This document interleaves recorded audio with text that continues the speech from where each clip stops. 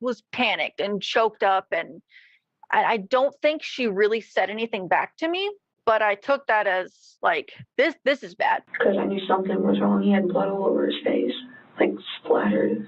We have to call 911. So I called. My little brother is missing. I think he's hurt. This is our address. We're trying to find him. And the phone call was really quick. Okay. And so that at that point, police were on their way. Then we get to the second area, and Cody leads us down. It's him. He goes first, and then me, and then my technically younger sister, my twin sister. And I'm following. In the water, there's this curve in front of us, and there's a down tree in line over top of this curve. I watch him duck under it and get out of sight. And I remember as I'm running through the water, I had my boots on, like cowgirl boots. So they were like filling with water as I ran. So I lagged behind him a little bit. And then I put my hand on this tree and I ducked underneath of it. And as I came up and I was rounding the corner at the same time, I saw Dominic, this young boy. He was laying face down in the water, and Cody is just standing next to him like, here he is. What do I do now? And I just start screaming at him as I'm trying to run over there. And I'm screaming at Cody to get Dominic, pull him up out of the water, and because he was face first. And so Cody listened to me. And he reached down and he grabbed like a fistful of Dominic's shirt, of the back of his shirt, and kind of picked him up by his shirt and just kind of like tossed him onto the bank. Like he didn't really want to touch him, or he didn't know what to do.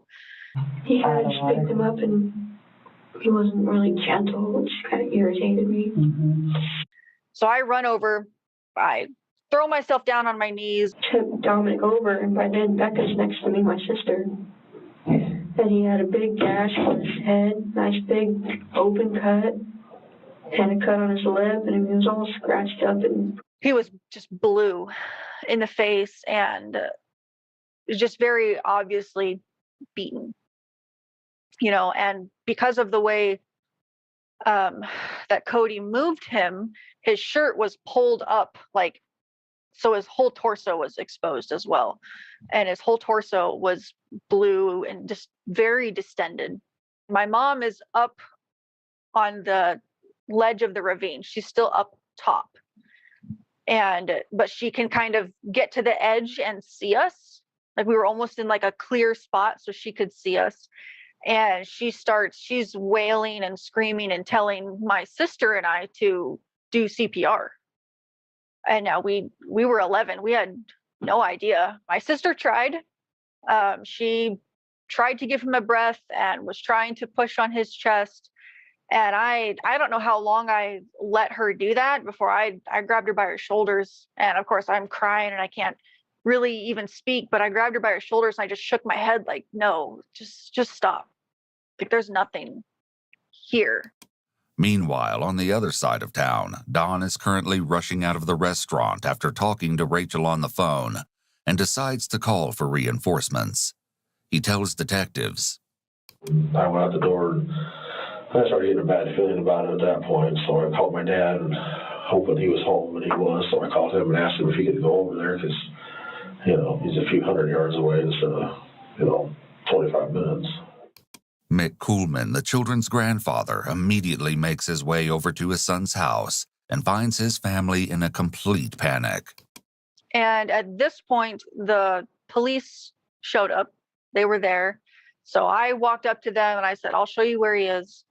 What was Cody saying at the time that you guys found Dominic face down? Stuff like, Dominic, no, like, how could this happen? He started saying stuff like, come back, please, come back, and... That's after your grandpa got there? I think he said, Lord help him, a couple times. I know one of my aunts told the police officers that they had to get Cody out of there before the men showed back up, before my father and my father's friend got back. She said, you need to get Cody out of here. And I mean, it was entirely obvious that he had done it. He had the blood on his face and everything. It was at this point that Dawn arrives home. So then I hurried, you might say, flew home pretty fast, and by the time I got there was a couple of sheriff's cars, and and a couple other vehicles. I didn't really pay attention to most of them. I just rode down front and parked the bike and then walked back to where Rachel was, and she said that Dominic was gone. They couldn't bring him back. And then I was looking around trying to kind of, it really didn't sink in. So I was trying to talk to her, and then the rest of my family walked up, and as they were walking up, and then it was pretty obvious what happened, or at least the end result was that Dominic was gone. Okay. As most of the family stood in heartbroken silence in the yard, police began the exhaustive process of organizing and cataloging the various points of the crime scene. Officer Jeff Kilpack slid down the muddy banks of the ravine to stand next to Mick Coolman and Cody, the only two who remained next to Dominic's body. According to this Harrison County Police report, the officer could see a small boy lying on his back with his feet in the water. He could also see that his face was bloody and that his body was muddy. He was motionless and his color was blue. He checked the body for any signs of life, but the body was cold and moved as he shook it, as if the body had already gone into rigor. He noted the obvious head wounds, which were no longer bleeding. The report also states that Cody was crying hysterically and said, "We were playing bricks." Mick asked him, "Did you do this, Cody?" And Cody began to scream and cry even harder. Not only would a little boy not have the strength to inflict the severity of damage found on his body, but it seems he may not actually have been the kind of difficult child the Coolmans had expected. When discussing why Dominic's mother placed him in foster care, Julie explains how her experience with the little boy differed. So why was he taken away from his biological mom? I don't know the exact answer. I don't know. They don't tell you that? They just say that parental rights were severed, and I don't really, like this last one, I had Dominic, and I thought, why is he in foster care? And I was told she put him in foster care because she needed help, so I just thought, wow, that was really... And she told you that? No, the caseworker did. I was told that he could, cuss like a truck driver, bite, kick, scream, attack you. And I thought, oh, great, When I had him, the only thing we were working on with him, he never did any of that stuff to me. Cody said he called me an a-hole.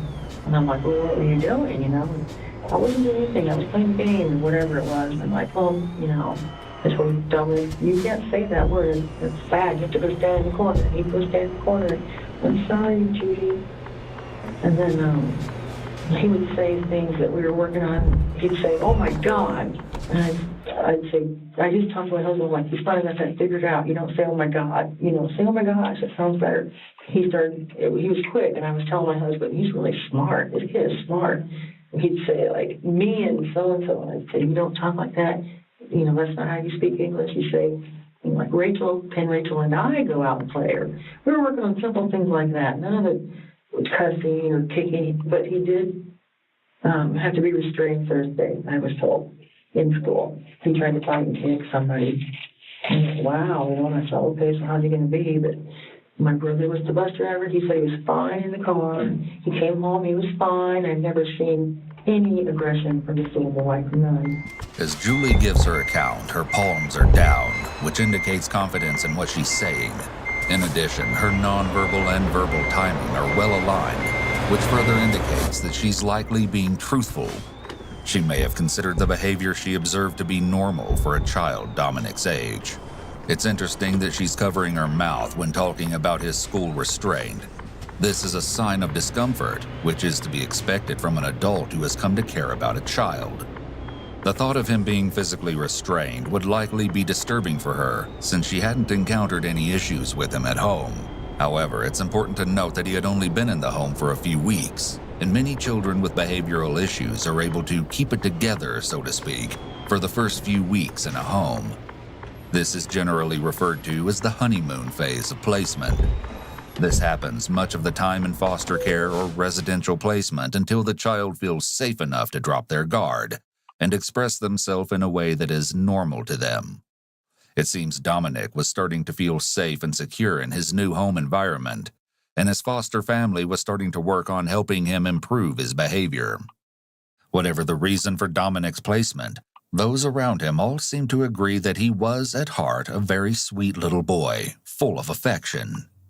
Obviously, officers decided that Cody needed to come in for questioning. After securing Cody in the patrol car, Mick told the officers that he suspected Cody may have been the one to hurt Dominic.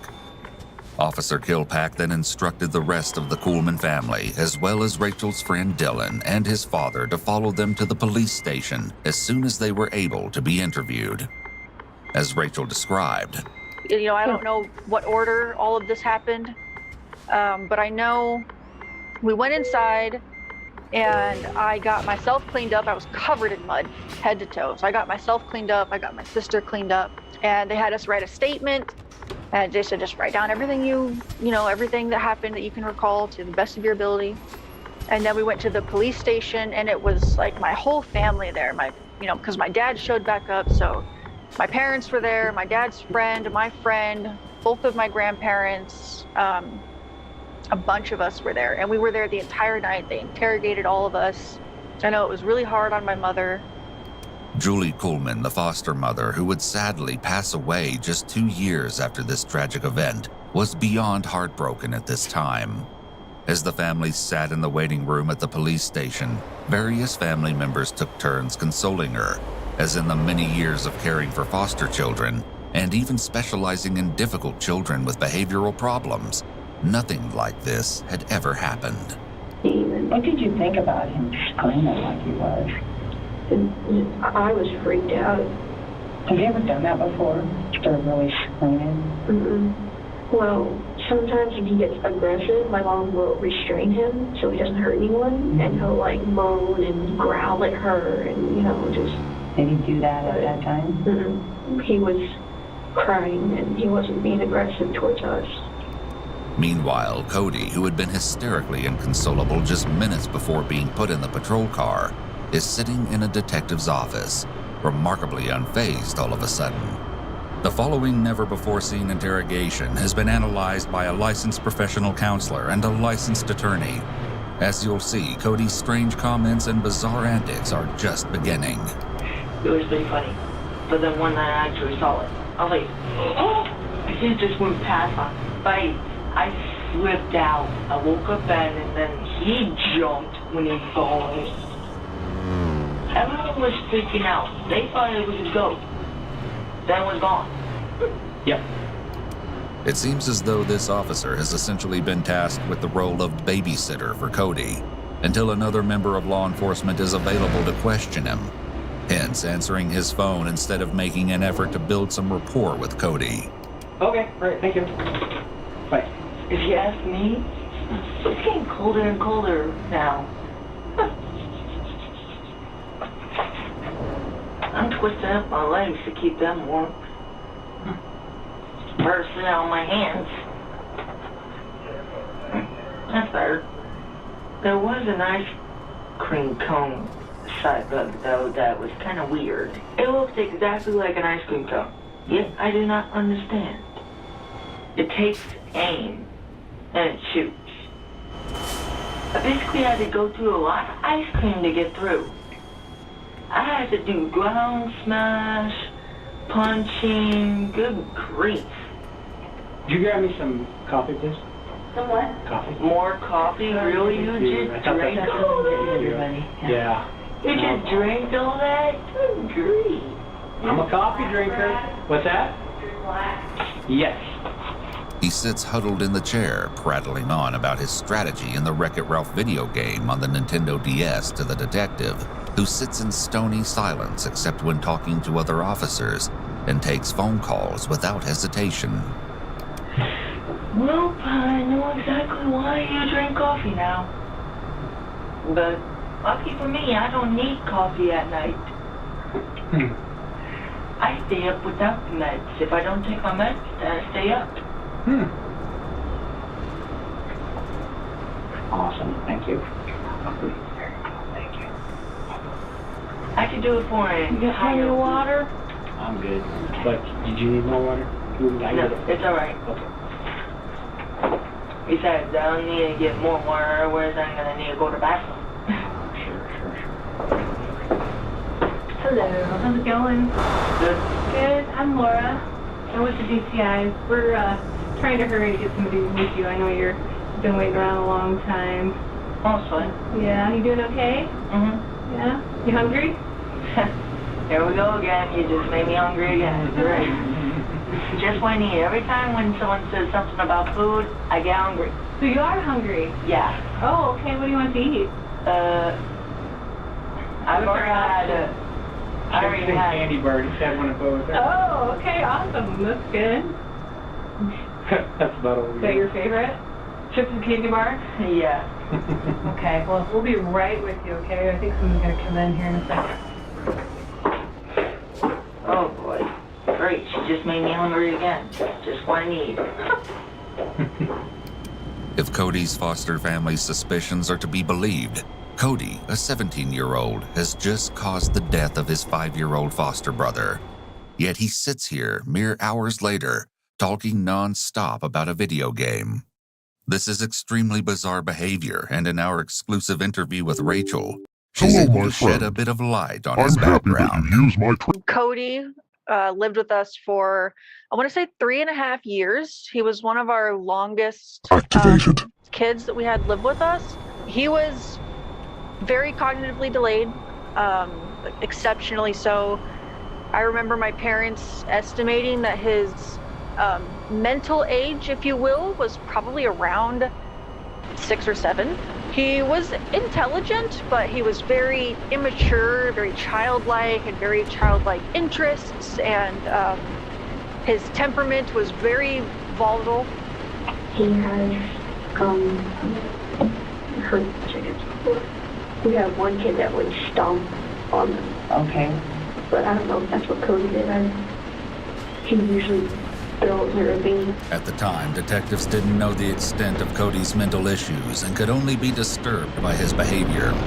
It was at this point they placed him under arrest, though it appears they did so as calmly and gently as they could so as not to upset him too much. This seemed to work, or perhaps it was just that Cody didn't really grasp the situation, evident by his reaction to the detective reading him his Miranda rights, where Cody excitedly interjects that he'd heard it before on an episode of Batman. I've heard someone say this. You have the right to remain silent. That means you do not have to say anything. Anything you say will be can and will be used against you in the court of law. I've read that actually on Batman before. For minors in Iowa, both the right to remain silent and the right to counsel can be voluntarily waived if a parent or guardian has been notified of the arrest and interview, which is the case for Cody, as he is over the age of 16.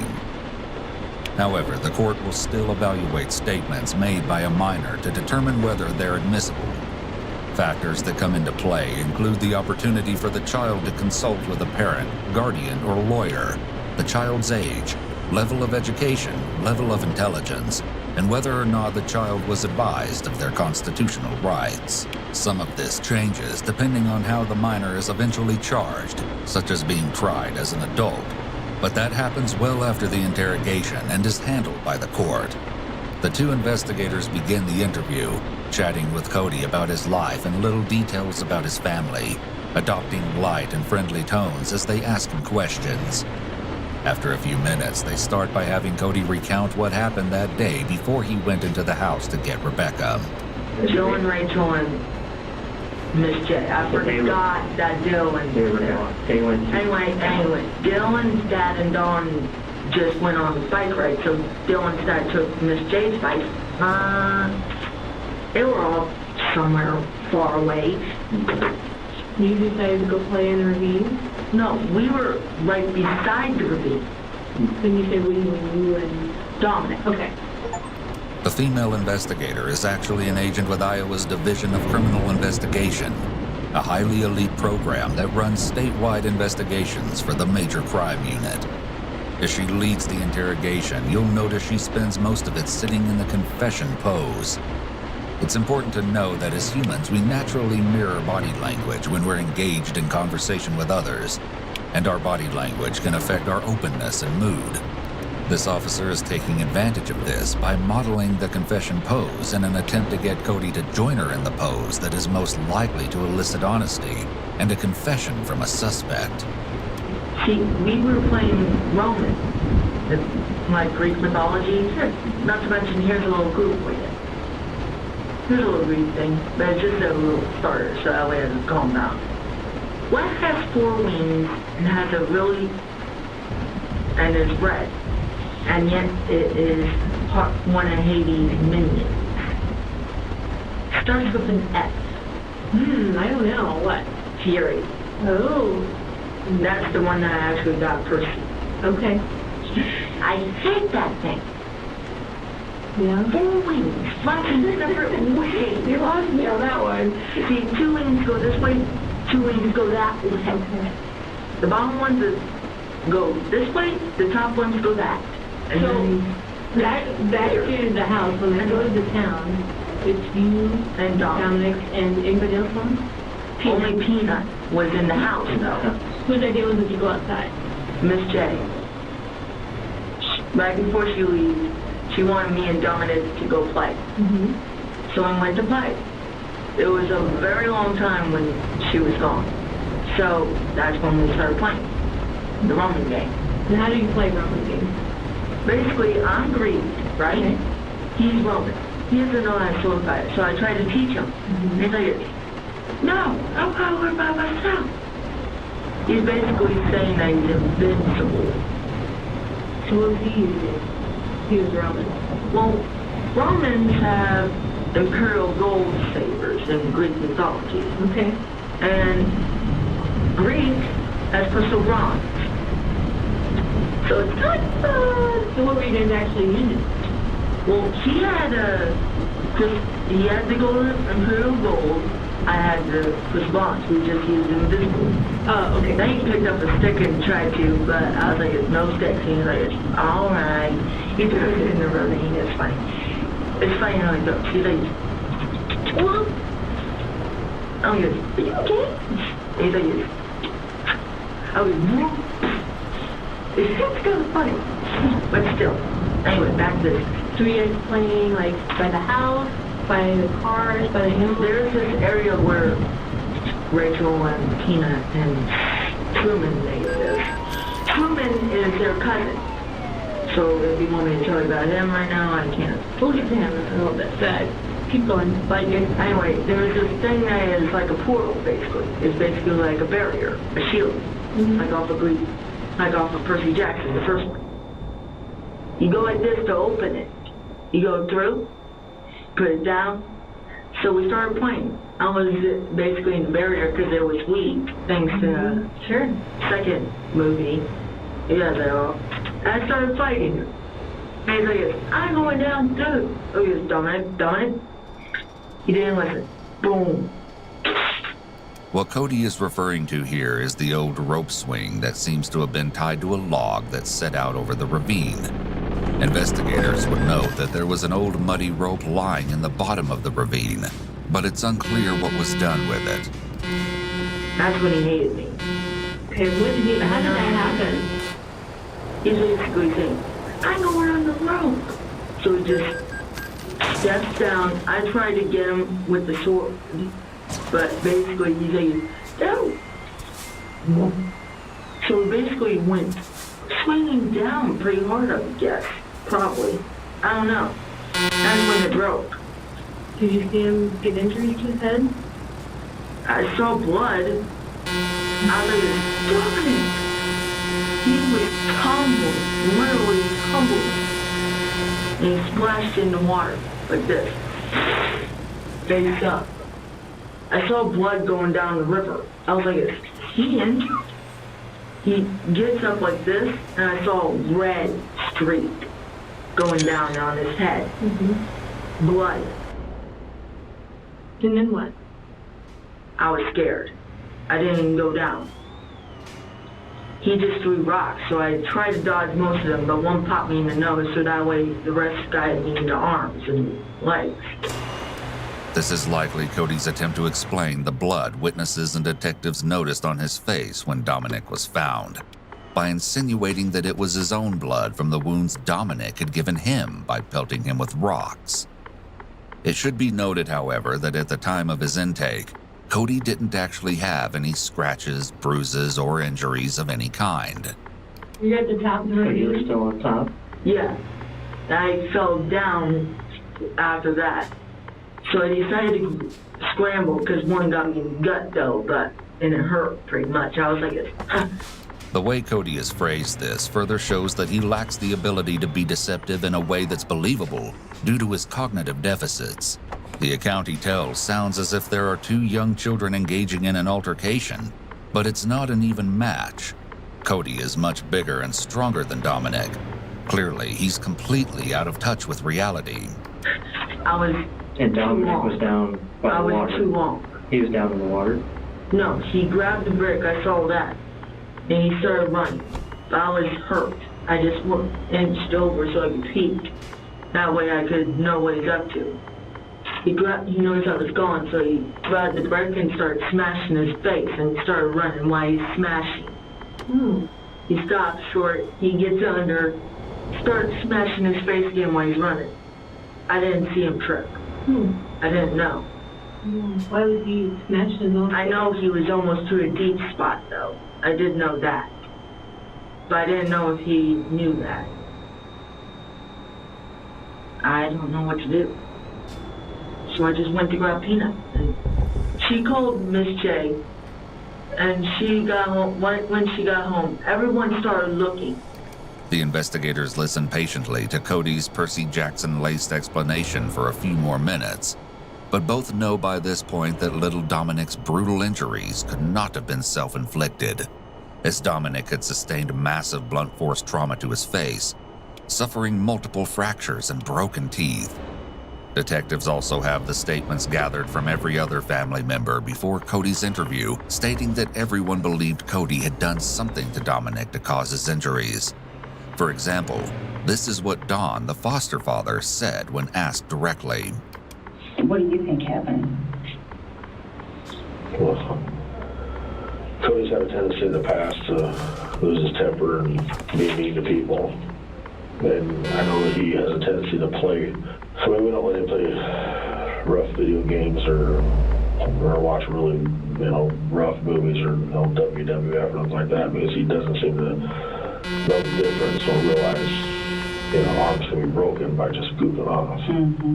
I have no reason to think anybody in my family lied to me, so I think Cody probably lost his temper. And I don't know Dominic well enough I don't even care at this point who started it. I guess it doesn't matter. With these facts in mind, the investigators began to press Cody a little harder and try to coax him back into reality. You and I both know that's not really what happened, is it? It is. Okay. Stop being such negative. Well, Cody, you know what we do for a living? We're officers, okay? I We know do what this you all the are. time. What is that? Really, do I have to say it? I'm not no jail person, okay? You're not a jail person? Okay. Well, I may be in jail quoting right now, but I'm not a person that needs to be in jail. Okay, when they go out to the scene and they find this I'm not a criminal. Okay. Nobody accused you of being a criminal, okay? That's basically what it's saying. Do you know what I think is important here, Cody? That's not Okay. what we're saying. Cody, do you know what I think is important here?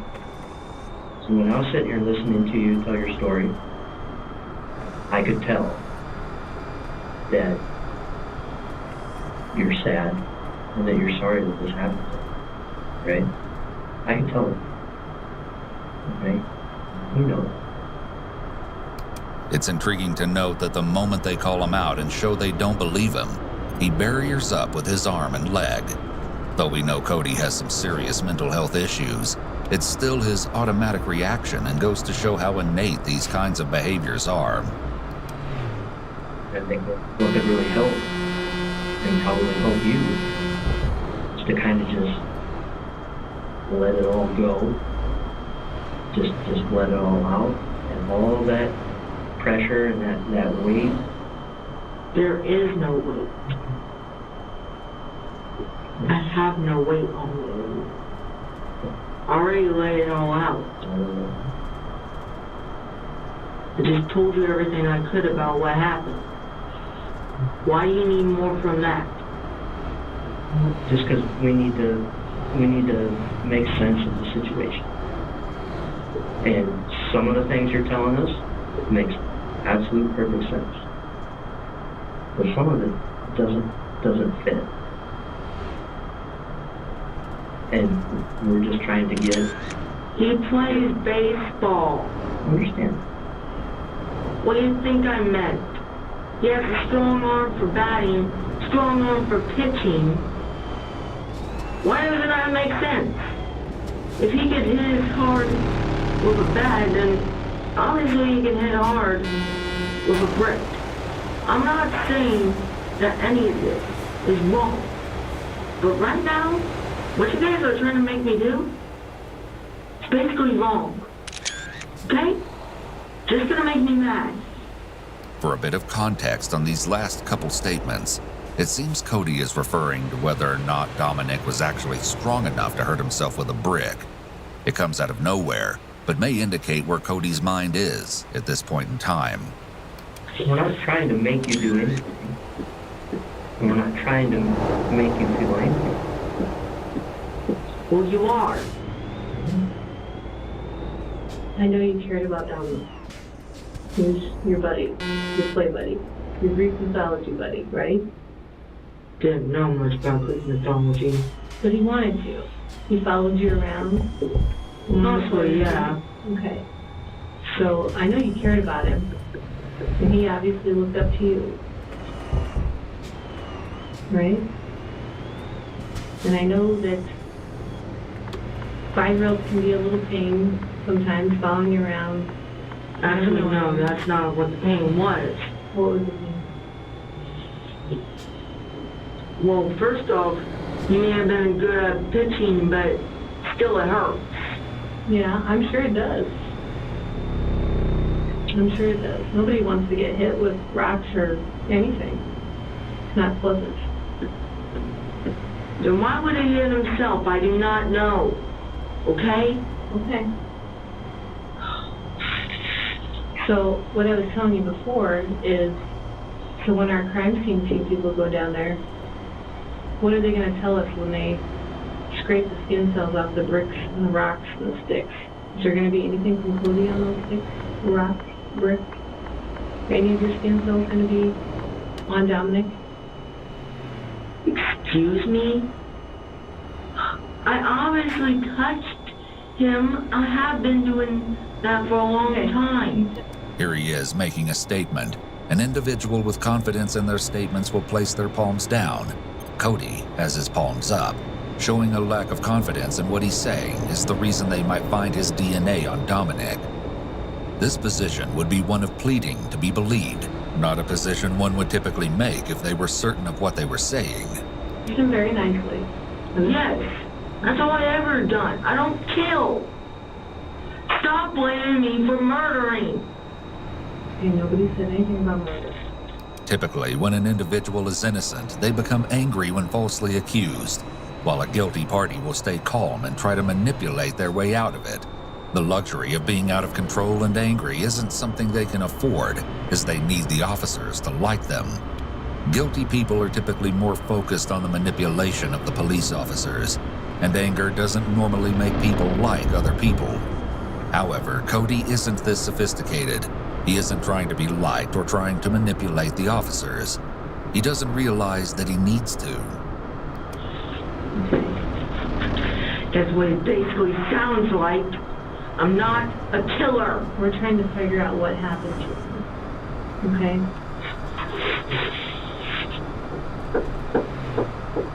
You were with him and you're the one that can tell us what happened. It's interesting to note here that Cody's anger at the accusation is not a typical reaction seen from guilty suspects. Excuse me? How am I supposed to know how to tell it? I'm not that clever. What do you mean? Who is the killer that actually besides? Anyways, there have been men down there before. Down in the ravine? Yeah, lots of people down there. Who have you seen down in the ravine? Well, I know I saw one guy, but I didn't know who he was. He had a cloak. A cloak? Like a little, just like Harry Potter, except with a hood. Okay. I didn't understand that. How long We saw him was that? before. I don't know, me and Pina and Gage, there was a kid named Gage, sorry about not saying that. Anyways, there were, even Will was there back then, but Pina, Gage, me, Ben, and Will. Okay, when was that? About, I don't know, probably about, probably a long time ago, Not recent. Not since I've seen, but one time when I went on in the ravine on my own, I also saw the same cloaked figure, except inside the ravine, picking up pipes and storing them in his bag. And there was also a gun down there. He picked up that and put it in his bag. Had bullets. I know that. Because I checked before. I've seen that gun before. I was like this. I knew. He looked my way, and I was like this. I didn't tell anyone. Didn't want to. I was too scared. But my guess said he was there. I didn't know. But I saw footprints. Why the cops? Yeah. Right when the cops came and they were grabbing me, I noticed footprints. I looked at the corner of my eye and I saw footprints, big ones. Same exact size as the feet of the cloaked figure. I don't know who he is or where he came from, but I think he hurt Dominic. That would be my guess. He probably tripped him and drowned him, because he doesn't drown that easy. He's a fighter, I know that. Because I usually just play around and wrestle with him, but he's pretty strong with me. He just pushes me down real hard. Okay, you just said Dominic doesn't drown that easily. Are we gonna find out that he drowned? That would be my guess. Cause Have you ever seen him drown Activated. before? Well, he doesn't know how to swim. I know that. I hate that cloaked figure, whoever he is. Activated. I hate him for killing Dominic. If he did. It seems Cody slips up when he says he doesn't drown that easily. He then attempts to cover his tracks by saying that he hates him for killing Dominic. In addition, his statement, if he did, comes across like a qualifying statement. His level of deception isn't sophisticated, and it's as if it's too anxiety-inducing to fully commit to his story. Do you think he did? I think so. I saw footprints, I know I did. I'm the one with details. Miss J knows that I talk. Because every time I find stuff, even out of the corner of my eye, I find stuff that no one else sees. According to psychologists, people who are faking psychosis will say things like, "I see and hear things that aren't really there." But most people that actually have psychosis or delusions just assume they notice more or hear more, that there's an explanation, and that others just don't notice it, especially when they're young and new to the diagnosis. They have no idea they see or hear things that aren't there. This is a strong indication that Cody does in fact suffer from psychosis. Even in the Have you seen that overgrown. guy in other places other than the ravine? No. Wait, yeah. Cornfield once. But right by, which is close to our house.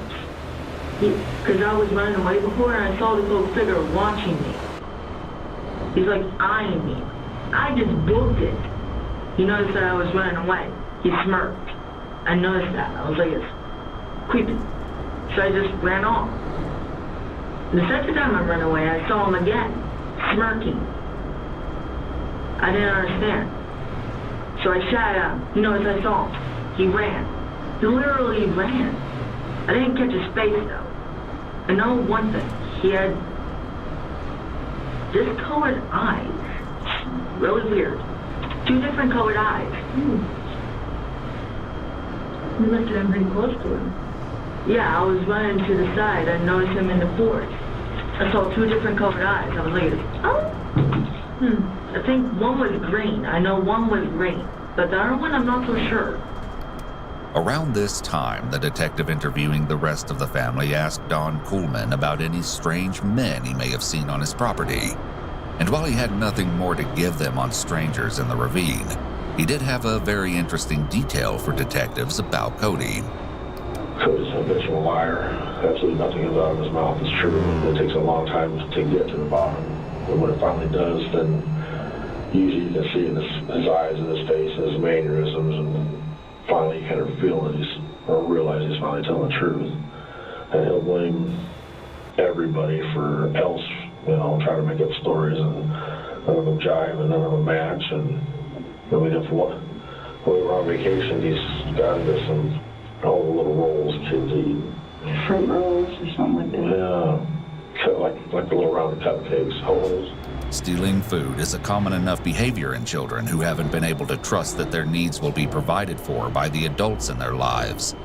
It's a trauma response rooted in neglect, as well as a defense mechanism. He's the whole box. Well, first he said Rachel did it, then he said Becca did it, and then he said Dominic did it, and then he said this person did it, and that person did it. Well, there wasn't enough people home that could have done it. So I mean, that's the way he always has been. Let me stand in the corner or write some sentences or something, and eventually he gets sick of it and tells the truth. It seems that Cody is used to lying in an attempt to stay out of trouble, which, like stealing food, is a protection mechanism.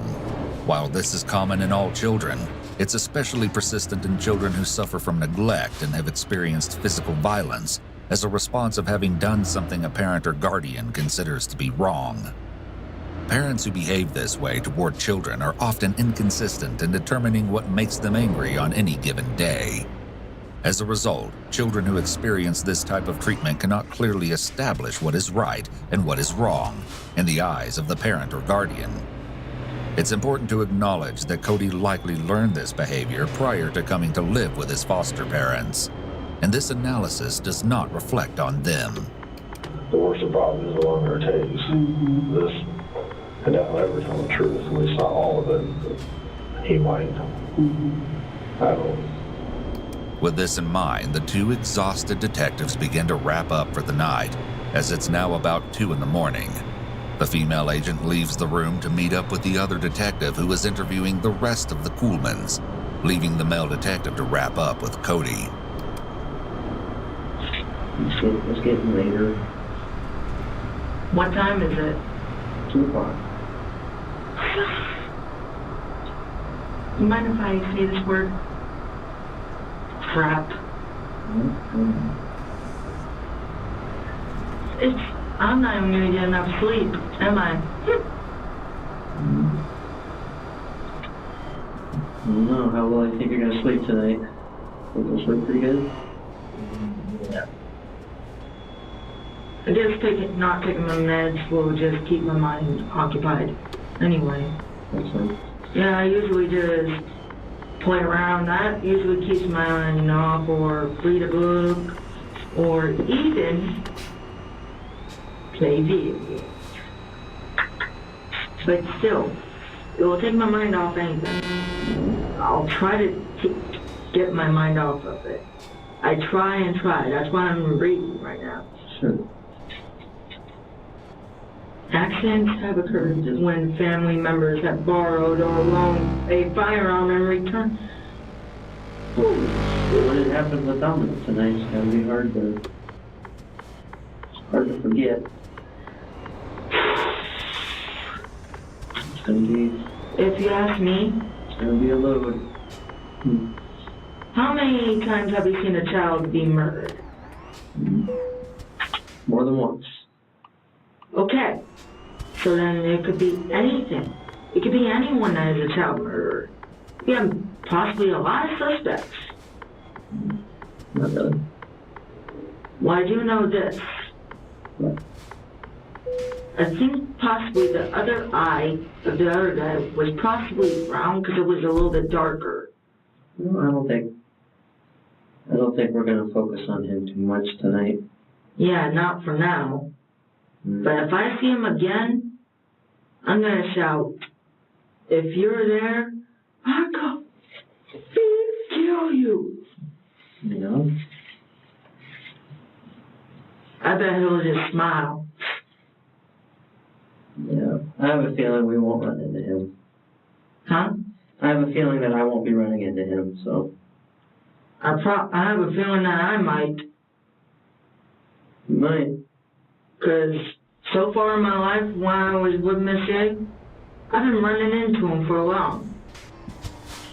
She kind of show up when bad things happen? Mm-hmm. He shows up every time. Every time. Right outside the house, in the woods, hidden. Except I could see him. Right. Pathetic hider, if you ask me, but I just couldn't.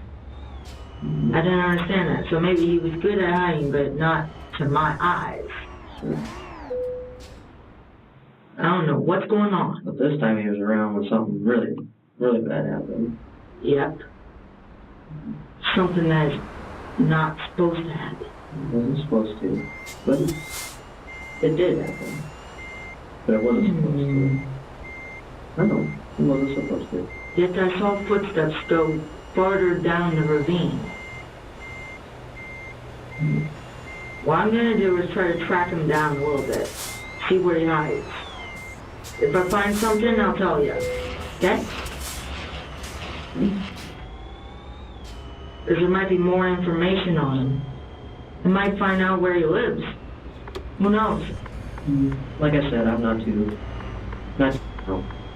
Whoever this guy is, I'm gonna see what I can do. I have an eye for detail. Sure you do.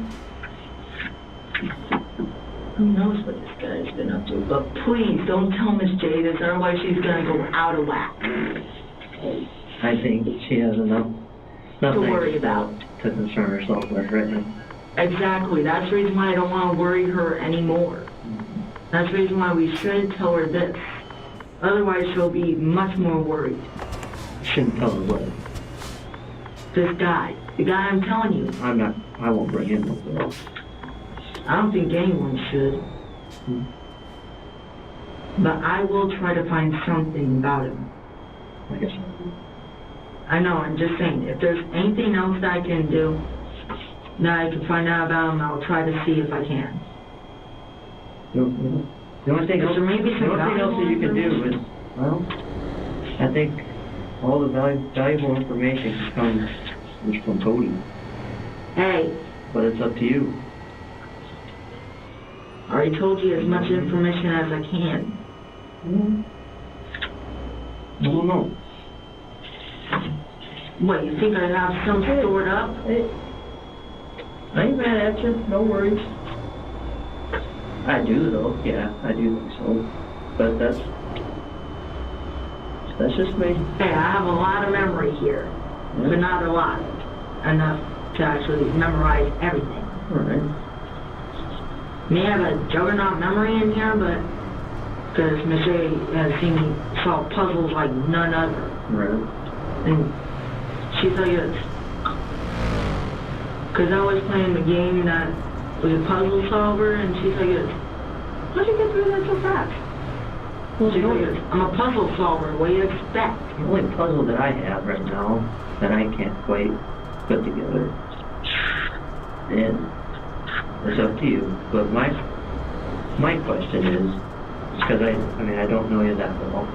I just know you a little bit. I know, I can understand that. And what I do know of you, I mean, you're a pretty laid back kid, you're funny, got a huge imagination, very active, you know. Yeah. Pretty athletic at school. And I guess the only thing that I can't figure out that only you could answer for me was, you know, down there with Dominic, was it an accident or was it on purpose? I know it was an accident. That's the only thing I can't figure out. I know it was an accident.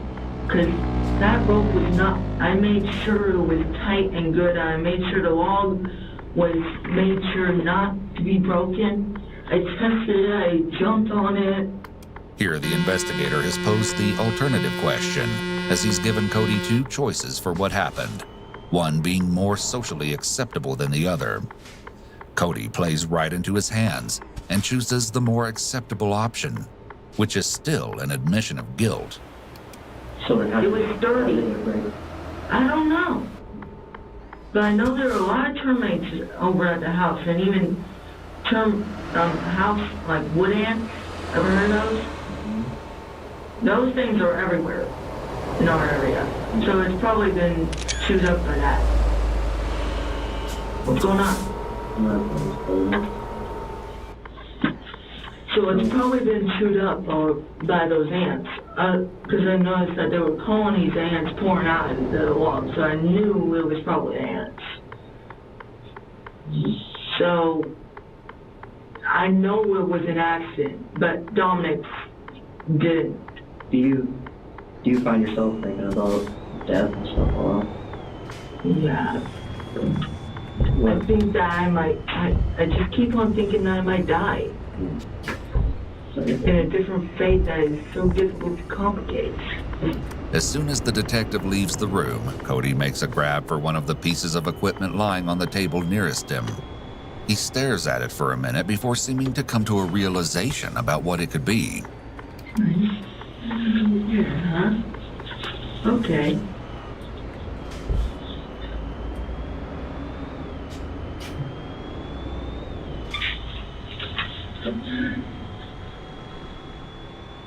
Let's see how much you liked it.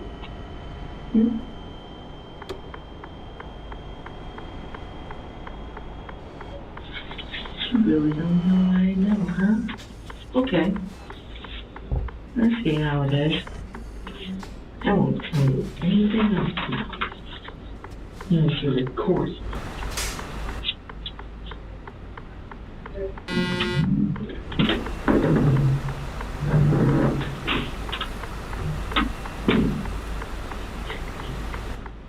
Alright, where were we at there?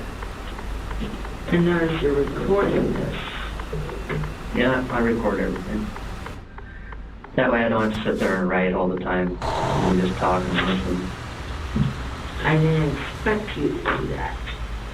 I found out that was a recorder. I thought it was something else. Because I picked it up because I was wondering. The investigator has shown signs of irritation with Cody several times previous to this most recent foot tap. His leg has been twitchy. He's switched to closed-off body language and barrier positions with his leg a few times. He doesn't appear to have much internal patience with Cody's childishness and emotional ability. Externally, however, it seems he's doing everything he can to stay patient and keep Cody talking. Well, guess what? What? I'm not telling you anything else. I don't like recorders people. I'm not much of a media person, thank you very much. It was at this point Cody refused to speak further with investigators, and they eventually would move him into custody for the rest of the night. Cody may not have admitted to what he'd done, but at this point it was obvious to the detectives that he had killed his foster brother. Though now they would have to turn to the rest of the Kuhlman family for why Cody had done something like this. Like I said, Cody lived with us for several years, and he was very sweet. You know, had an issue stealing things, you know, especially food, and just had weird things he would do to break the rules, but he never was malicious. It's like he had no inhibitions, he had no, self-control, but he was never malicious. You know, he was a sweet kid, and Dominic, of course, was 5, so he was just kind of really displaying a personality at that age, but he was very, very sweet. He was very cuddly, you know, and he and Cody got along great. They played all the time. They followed each other around the house, you know, and we all kind of commented on that they mentally seemed to be at the same level. We all thought it was pretty cool, honestly, at the time, that they kind of both had a buddy. Cody seemed to genuinely adore Dominic, and he had no actual history of seriously injuring another person, either before or after being placed with the Kuhlmans. Whatever violence he displayed seemed to be confined entirely to temper tantrums, bouts of screaming and yelling. He never expressed a desire to hurt anyone else. Detectives found themselves struggling to come up with a reason for this crime, since no one had an idea for what could possibly have been Cody's motive. The rest of the family, Cody's teachers, friends of the Kuhlmans, all were at a complete loss for why. Cody's background may offer some insight, though it was revealed much later in the investigation. As it turns out, he allegedly witnessed physical abuse in his original home, although whether Cody was ever directly a target of this abuse is unclear. Cody reportedly cowered severely, huddling on the floor whenever reprimanded by men with raised voices, sometimes staying in a crouched position for up to 20 minutes before slowly getting back to his feet, indicating that he may have had an even more troubled past than caseworkers knew about. As well, Cody's mental challenges, such as his diagnosed ADHD, may be a result of both genetics and the substances his mother used while pregnant with him, specifically meth, which she stated at his trial was at least $20 worth every day for the first 3 months. Prenatal meth exposure can lead to developmental delays, including cognitive impairments, problems with attention and memory, and difficulties with motor skills. Additionally, children exposed to meth in utero have an increased risk of developing behavioral issues such as ADHD, impulsivity, aggression, and difficulty with self-regulation. In hindsight, Dominic being placed in a home with Cody may have been a disaster waiting to happen. Rachel Kuhlman, now an adult working as a highly respected Army medic despite only being in her early 20s, sums it up best. I mean, there's so many things, that could be said that, this should not have been allowed or this shouldn't have happened. But there was no predicting this. Right. And there was no avoiding it. If it didn't happen that night, he very easily could have attacked Dominic another night, or he could have attacked me or my sister, or he could have never done it. But there is no knowing. Right. I have been under the opinion that Dominic should not have been placed with us. Just because, in hindsight, it's obvious that he shouldn't have been, but again, at the time, there was no knowing and... Right. You can't forecast this. Yeah. If you thought he was odd in interrogation, just wait, because he saved his strangest story for trial. It was then that the truly ridiculous final excuse Cody gave for his actions was revealed. On the 5th of November 2014, Cody testified that he did, in fact, kill Dominic by smashing his face with the brick and holding his head under the water at the bottom of the ravine. This is obviously quite a departure from Cody's earlier statements of Dominic inflicting his own injuries and the mysterious cloaked man with one green eye, although Cody still maintains his innocence. You see, that day he claimed he didn't actually think he was killing his foster brother with a brick, but that he was slaying the goblin commander of the goblin army with a shining sword and the brick. Yes, you heard that right. A goblin commander. Cody claims he was so deep in his fantasy world at the time of the killing that he didn't even realize the person he was hurting was actually Dominic. This was also a departure from his story about the Percy Jackson game, especially since there don't seem to be any goblins in the Percy Jackson universe. Instead, Cody was now saying these were the goblins from the video game franchise, Skylanders. As bizarre as this story may seem, we asked Rachel for her thoughts. Do you remember much about what was said about Cody? And, there was one time where someone, he used a defense of like, hey, there were goblins and I was trying to intervene and, what do you remember? And now that you're older, what do you think about what you heard? Oh, well, I remember it being very hushed. People did not talk about it. At least not when, I was in the room or my sister was around, people did not talk about it. It must have been maybe my parents who mentioned it. But I do remember hearing that, he was pleading insanity. And that was what he said, that he saw goblins and that he thought Dominic was some sort of monster. And it wasn't surprising that was Cody's story. Because he was extraordinarily imaginative. He could sit down by himself and just create this huge elaborate story, and he would sit there and act it out and talk to himself and move, and and he could be entertained by himself like that for hours. Well, okay. And he loved video games, and he loved anything that he could explore with his imagination was something he really enjoyed. So yeah, I remember, I mean, I carried a lot of anger for a long time, so I think there was a part of me then that didn't want to believe him, but looking back on it now as an adult, you know, I don't have any idea what he was thinking, but I do know he was extremely cognitively delayed, and he very well could have hallucinated and thought that he was fighting some sort of monster. You know, that's not far-fetched at all.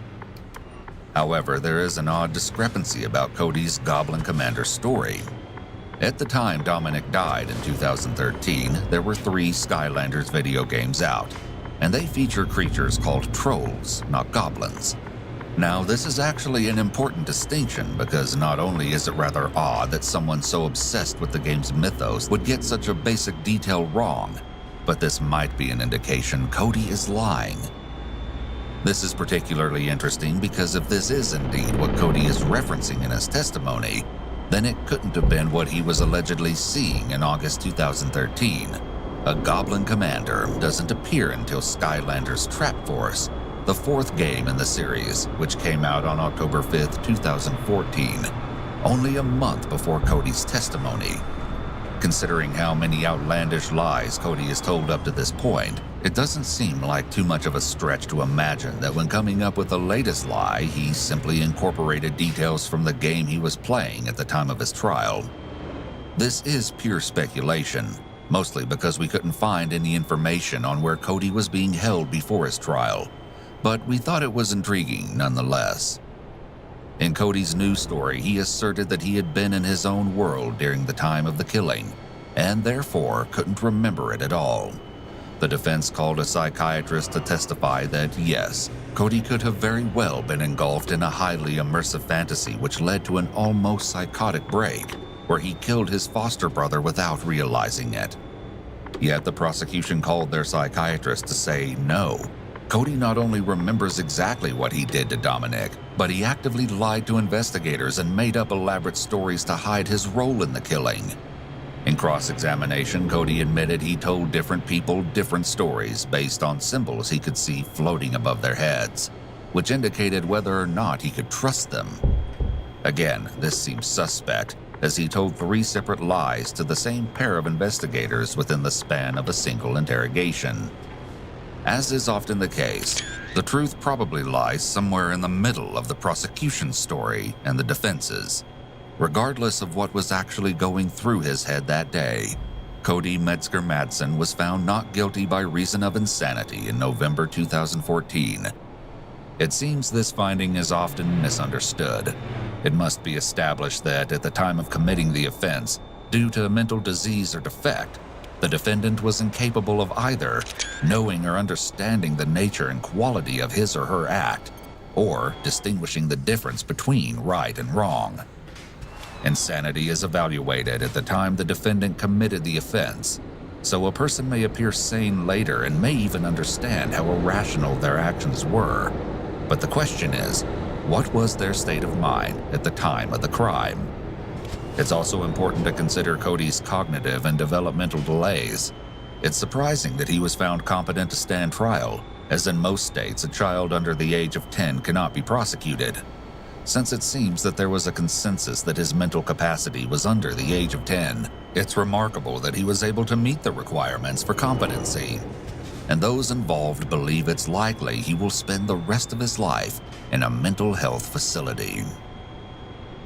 The courtroom clips you're witnessing show the moment the defendant takes the stand. It looked like there were goblins, a lot of them, green, ugly little creatures. I would never heard them, not even the hair on his freaking little head.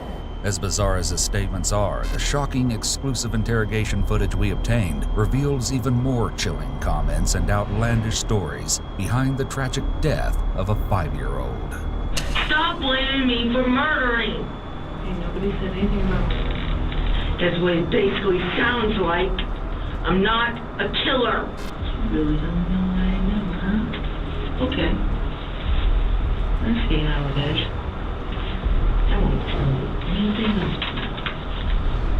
Well, guess what? I'm not telling you anything else. I don't like recorder. I'm not much of a media person. Thank you very much. This is 17-year-old Cody Metzger Madsen. He's in an interrogation following the death of his 5-year-old foster brother, Dominic Elkins. In about 3 seconds, you'll hear him say some of the most bizarre things we've ever heard in an interrogation room. There was an ice cream cone side button, though, that was kind of weird. It looked exactly like an ice cream cone. Yet I do not understand. It takes aim and it shoots. I basically had to go through a lot of ice cream to get through. I had to do ground smash, punching, good grief. Anything you say will be can and will be used against you in the court of law. I've read that actually on Batman before. Mm-hmm. One time when I went on in the ravine on my own, I also saw the same cloaked figure, except inside the ravine. And there was also a gun down there. It had bullets. I don't know who he is or where he came from, but I think he hurt Dominic. I hate that cloaked figure, whoever he is. I hate him for killing Dominic. On August 31st, 2013, it was a sleepy Saturday afternoon when foster parents Don and Julie Kuhlman would receive the most concerning news a parent can ever receive. One of their children, Dominic Elkins, had run off after being injured and was now missing. The mystery behind what happened to Dominic on this tragic afternoon will unravel to reveal lies. Nothing in this shocking case is quite as it seems. Dominic Elkins, 5 years old at the time of this disturbing phone call, was being fostered by longtime specialized foster parents, Julie and Don Kuhlman, in the tiny town of Logan, Iowa. The little boy had only been with the family for a few weeks by this point, but he had seemingly been getting along well with the rest of the family, particularly with the other foster boys who were in the home at the time. On the afternoon of August 31st, 2013, after a morning of waffles and a day spent in the pool, the family had split off, with the father, Don, heading off into town with his friend to meet with his brother for dinner, and the mother, Julie, taking her eldest daughter, Rachel, and her friend, Dylan, into town for ice cream. The rest of the kids, Rachel's 12-year-old twin sister, Rebecca, the eldest foster boy, Cody, who was 17, and little Dominic, who was 5, all tired from the swim that day, opted to stay home and relax. Ben, the third foster boy in the home, was on a home visit that weekend and wouldn't be at the Kuhlman's farm during the weekend in question.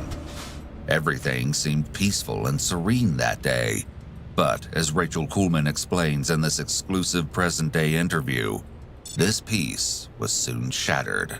We lived out in the country, but it was like 5 minutes or so to get to the little country store to get ice cream. We left my sister, who was going to be like in charge just to keep an eye on the kids, and then it was Dominic and Cody. And we stopped at the front of the property on our way back to chat with my aunt. My grandparents, my aunt and uncles all live on the same 20-acre plot of property. And my mom received a phone call from my sister saying that Dominic was missing and that we didn't know where he was. Cody was freaking out. He's saying, we don't know where Dominic is, and she wanted us to come home. My mom wrapped up her conversation really quick, and we got back in the car, we went home. Apparently, shortly after Julie and the other 2 children left, Cody and Dominic headed out to play together in the backyard as they had done countless times before, while Rebecca curled up on the couch with a book in the living room. Everything seemed fine until, after a while, Cody, crying and upset, stomped back into the house with a bloody mark on his forehead. He explained that while they were playing the Roman game, a pretend game based on the Percy Jackson movies, Dominic accused Cody of playing unfairly and had hit himself, then Cody, in the head with a brick in anger before running off towards the ravine. Cody had tried following Dominic but couldn't find him, and so returned to the house to get Rebecca, who in turn called her mother for help. As Rachel explains, there's a bit of distance between my parents' house and my grandparents' house in the country, and there's this huge ravine that runs more than the length of the property, enormous ravine. So I said, Mom, why don't you stop the car halfway between our houses, and my friend and I can go like walk along the side of the ravine and see if we see Dominic. And my mom was like, yeah, okay. So she dropped us off and we did that. After letting Rachel and her friend out, Julie met up with Rebecca and Cody near the house, and the 4 kids and Julie began searching, questioning Cody on which direction Dominic had run and how badly he thought Dominic was injured. I remember immediately noticing that Cody had blood on his face. Not a lot, just some like speckles on his face. It wasn't his blood, it was just splattered on his face. It was Dominic's blood, because Cody wasn't hurt. And he was frantic. He's saying, we got to find Dominic. I don't know where Dominic is. We got to find him. He ran off and we have to find him. Now becoming increasingly concerned that Dominic may be more gravely injured than previously thought, Julie attempted to calm Cody, who was still quite upset, and had him guide them to the last spot Dominic was seen. It's really hard to put this into perspective, but my mom knew Cody. She knew him very well. She knew his cognitive delays very well, his maturity, all that, she knew him, and she kind of knew how to work him, if you will, So she told him, you need to help us find him. Like, where is he? Let's go find him. And Cody said, okay, all right, okay, I think he went this way. So he takes us to the lower part of our property behind the house and straight into the ravine. Now, there were all sorts of game trails that went down into the ravine, but it was very steep. It's this big incline, and it was in August. So the weeds they're like neck high in this ravine, nettles, all sorts of weeds. But we're down there and we're trying to get like to some sort of path. And my mom stops all of us and she starts pleading with Cody. And she starts saying, Cody, all the weeds down here are still high. None of them have been knocked down. Nobody has walked through here. It's impossible for Dominic to be over here. It's not possible. Where is he? And Cody's saying, I don't know. And my mom says, Cody, we can help him. It's okay. Just take us where he is. We can help him. It's okay. You just have to get us there. As I watched this interaction, I saw just a shift or a flip in Cody, and he said, okay, all right, I'll take you to him. And he leads us out of the ravine and all the way to the very end of our property, back into the ravine. Rachel took this opportunity to call her father to bring him home to help, and after doing so, a thought occurred to her. So I turned to my mom and I said, should I call 911? And my mom was panicked and choked up, and I don't think she really said anything back to me, but I took that as like, this is bad. Because I knew something was wrong. He had blood all over his face, like splattered. We have to call 911. So I called. My little brother is missing. I think he's hurt. This is our address. We're trying to find him. And the phone call was really quick. And so that at that point, police were on their way.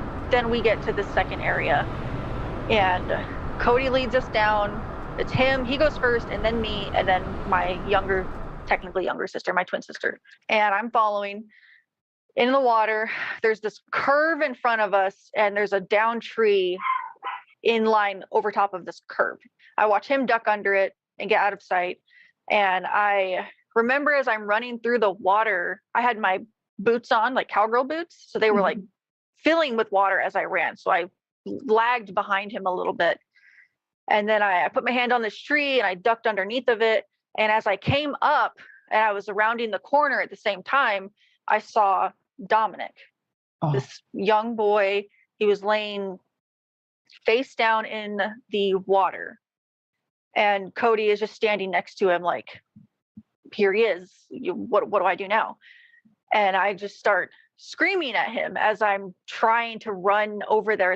And I'm screaming at Cody to get Dominic, pull him up out of the water, and because he was face first. And so Cody listened to me, and he reached down and he grabbed like a fistful of Dominic's shirt, of the back of his shirt, and kind of picked him up by his shirt and just kind of like tossed him onto the bank. Like he didn't really want to touch him or he didn't know what to do. He kind of just picked him up and he wasn't really gentle, which kind of irritated me. So I run over, I throw myself down on my knees. Took Dominic over, and by then Becca's next to me, my sister. And he had a big gash on his head, nice big open cut, and a cut on his lip, and he was all scratched up. And he was just blue in the face and just very obviously beaten, you know, and because of the way that Cody moved him, his shirt was pulled up, like, so his whole torso was exposed as well. And his whole torso was blue and just very distended. My mom is up on the ledge of the ravine. She's still up top. But she can kind of get to the edge and see us. Like we were almost in like a clear spot so she could see us.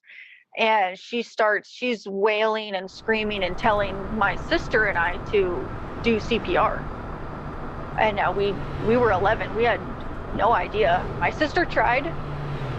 She tried to give him a breath and was trying to push on his chest.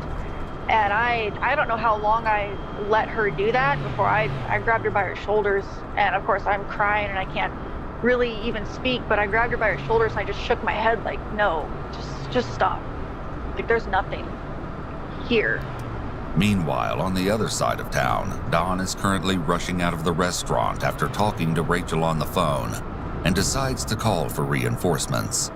He tells detectives, I went out the door and I started getting a bad feeling about it at that point, so I called my dad and hoping he was home, and he was, so I called him and asked him if he could go over there because, you know, he's a few hundred yards away instead of, 25 minutes. Mick Kuhlman, the children's grandfather, immediately makes his way over to his son's house and finds his family in a complete panic. And at this point, the police showed up. They were there. So I walked up to them and I said, I'll show you where he is. What was Cody saying at the time that you guys found Dominic face down? Stuff like, Dominic, no, like, how could this happen? He started saying stuff like, come back, please, come back, and... That's after your grandpa got there? I think he said Lord help him a couple times. I know one of my aunts told the police officers that they had to get Cody out of there before the men showed back up, before my father and my father's friend got back. She said, you need to get Cody out of here. And I mean, it was entirely obvious that he had done it. He had the blood on his face and everything. It was at this point that Dawn arrives home. So I heard, you might say, flew home pretty fast, and by the time I got there was a couple of sheriff's cars and a couple of other vehicles. I didn't really pay attention to most of them. I just rode down front and parked the bike and then walked back where Rachel was, and she said Dominic was gone, they couldn't bring him back. And then I was looking around trying to kind of, it really didn't sink in. So I was trying to talk to her, and then the rest of my family walked up, and as they were walking up, and it was pretty obvious what happened, or at least the end result was that Dominic was gone. Okay. As most of the family stood in heartbroken silence in the yard, police began the exhaustive process of organizing and cataloging the various points of the crime scene. Officer Jeff Kilpack slid down the muddy banks of the ravine to stand next to Mick Kuhlman and Cody, the only two who remained next to Dominic's body. According to this Harrison County Police report, the officer could see a small boy lying on his back with his feet in the water. He could also see that his face was bloody and that his body was muddy. He was motionless and his color was blue. He checked the body for any signs of life, but the body was cold and moved as he shook it, as if the body had already gone into rigor. He noted the obvious head wounds, which were no longer bleeding. The report also states that Cody was crying hysterically and said, "We were playing bricks." Mick asked him, "Did you do this, Cody?" And Cody began to scream and cry even harder. Not only would a little boy not have the strength to inflict the severity of damage found on his body, but it seems he may not actually have been the kind of difficult child the Kuhlmans had expected. When discussing why Dominic's mother placed him in foster care, Julie explains how her experience with the little boy differed. So why was he taken away from his biological mom? I don't know the exact answer. I don't know. They don't tell you that? They just say that parental rights were severed, and I don't really, like this last one, I had Dominic, and I thought, why is he in foster care? And I was told she put him in foster care because she needed help, so I just thought, wow, that's really... And she told you that? No, the caseworker did. I was told that he could, cuss like a truck driver, bite, kick, scream, attack you. And I thought, oh, great, When I had him, the only thing we were working on with him, he never did any of that stuff to me. Cody said he called him an a-hole. And I'm like, well, what were you doing, I wasn't doing anything. I was playing the game or whatever it was. And I'm like, well, I told Dominic, you can't say that word. It's bad. You have to go stand in the corner. And he'd go stand in the corner. I'm sorry, Judy. And then he would say things that we were working on. He'd say, oh, my God. And I'd say, I used to talk to my husband like, he's fine enough to figure it out. You don't say, oh, my God. Say, oh, my gosh, that sounds better. He was quick, and I was telling my husband, he's really smart. This kid is smart. He'd say, like, me and so-and-so. I'd say, you don't talk like that. That's not how you speak English. He'd say, Rachel and I go out and play. Or we were working on simple things like that. None of it was cussing or kicking, but he did have to be restrained Thursday, I was told, in school. He tried to fight and kick somebody. And wow, and I thought, okay, so how do